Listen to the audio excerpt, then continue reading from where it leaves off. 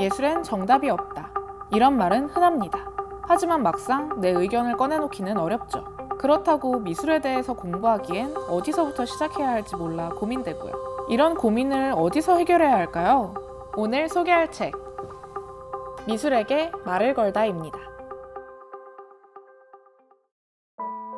이 책은 우리가 미술을 접할 때 느끼는 부분을 예리하게 짚어냈어요. 시대가 사랑한 아티스트, 거장, 화제의 전시, 이런 화려한 수식어를 봐도 크게 감흥이 없고 작품에 대한 감상을 얘기하려면 뭔가 좀 알고 이야기해야 할 것 같은 생각이 들죠. 저자는 이 부분을 짚어내며 미술이 사람들에게 어렵게 느껴지는 건 은근히 아래로 보는 전공자들의 시선 때문일지도 모르겠다는 말을 해요.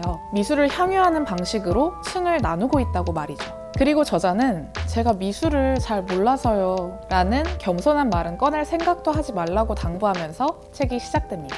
저는 이 책을 읽으면서 마치 새로운 친구를 알아가는 듯한 느낌이 들었어요. 여러분들은 새로운 친구를 사귈 때 어떤 것들부터 물어보시나요? 어디에 사는지, 나이는 몇 살인지, 어떤 것들을 좋아하는지. 이 책은 어렵게만 느껴지던 미술을 마치 새로운 친구를 대하듯 점점 가까워지는 과정을 담아낸 책이에요.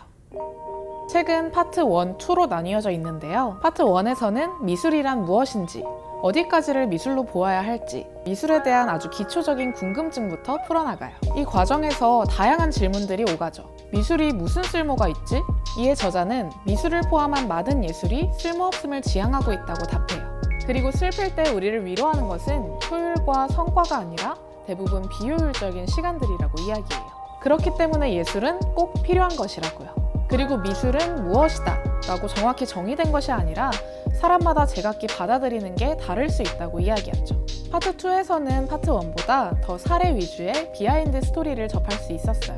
새로운 친구를 사귈 때도 사실 이런저런 이야기를 하면서 더 친해지곤 하잖아요. 이 책의 파트 2가 딱 그랬어요. 미술과 친해지는 방법을 일상, 작가, 스토리, 시선, 취향, 이 5가지의 키워드로 풀어냈어요. 개인적으로 재밌게 읽었던 부분은 시선이었어요. 여기서 한 콜렉터와 화가의 이야기가 나오는데요.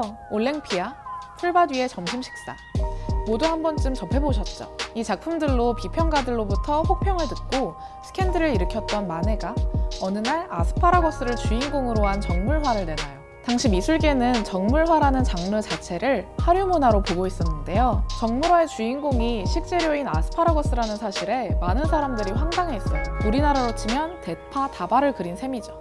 그런데 컬렉터 샤를 에프르사는 이 작품을 구매하기로 해요. 작품은 당시 돈으로 800프랑이었는데요. 샤를은 마네에게 1000프랑을 줬다고 해요. 이 소식을 듣게 된 마네는 작은 아스파라거스를 하나 더 그려 보내죠. 당신의 꽃다발에서 분실된 200프랑어치의 아스파라거스가 여기에 있소 라는 편지와 함께요. 책에는 이처럼 작품과 관련된 흥미로운 비하인드 스토리가 가득 담겨 있답니다. 저는 아는 만큼 보인다는 말을 개인적으로 좋아하는데요. 알면 알수록, 배우면 배울수록 작품 속에서 더 많은 것들이 보이죠. 이 책은 어렵지 않게 미술을 알아가면서 중간중간 관련된 정보들까지 알 수 있어서 좋았어요. 그리고 미술과 더 친해지기 위한 저자의 노하우도 인상적이었고요. 책의 앞부분에 저자는 이렇게 얘기합니다. 제가 읽어드릴게요. 그러므로 책을 읽다가 저와 생각이 맞닿은 부분, 반대인 부분에 밑줄을 긋고 귀퉁이를 접고 사색 속에서 저와 논쟁하세요. 그러면 자기만의 관점으로 미술을 감상하는 힘이 생기고 사유가 역동적으로 변할 것입니다. 미술과 좀 더 친해지실 수 있을 거예요. 저는 이 책을 읽고 미술과 친해지는 방법이 이렇게나 다양하구나 하는 생각도 들면서 빨리 나만의 미술 작품 감상법을 확립해서 미술과 더 친해지고 싶다는 생각도 들었어요. 미술을 잘 알고 있지만 약간의 두려움이 있는 분들, 나만의 예술가, 나만의 작품 취향을 찾고 싶으셨던 분들에게 미술에게 말을 걸다를 추천드립니다. 오늘도 이렇게 제가 읽은 예술 도서를 소개해드렸는데요. 혹시 널 위한 예술 하울에서 다뤘으면 좋겠는 책이 있거나 추천하고 싶으신 책이 있다면 아래 댓글로 남겨주세요. 그러면 다음 영상에서 만나요.